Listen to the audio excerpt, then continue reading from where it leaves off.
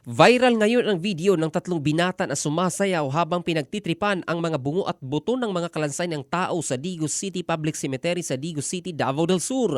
Ang naturang video ay ini-upload ng isa sa mga naugnay ay agad binura, subalit may mga residente ang mabilis na kakuha ng kopya na kumalat ngayon sa social media. Sa naturang video kasi, hindi man lang kinilabutan ang tatlo sa kanilang ginawang paglapastangan sa mga naiwang bungo at kalansay ng mga namayapa na sa mundo.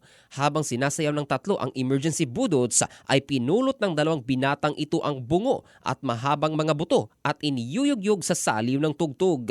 Sa ibang bahagi pa ng video, isa pang lalaki na naka-sleeveless na puti at kulay itim na shorts ang pumulot ng dalawang bungo sa kaiwi na gayway taas-baba na parang nagriritual. Nag-uusok sa galit ang mga nakakita sa video, lalo na ang mga residenteng may mga mahal sa buhay na nakahimlay sa nasabing sementeryo. Dahil dito, ipinatawag sa Barangay Council at Barangay SK Council ng Barangay Hall San Jose ang mga binata para magpaliwanag, 14 anyos at 20 anyos.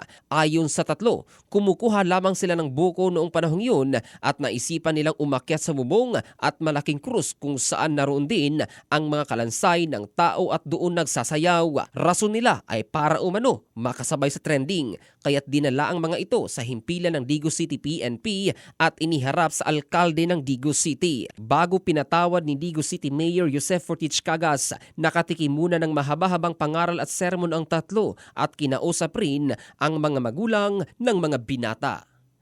Ito si Jovel Candado in the heart of changing lives ng Brigada News Philippines, the Music and News Authority.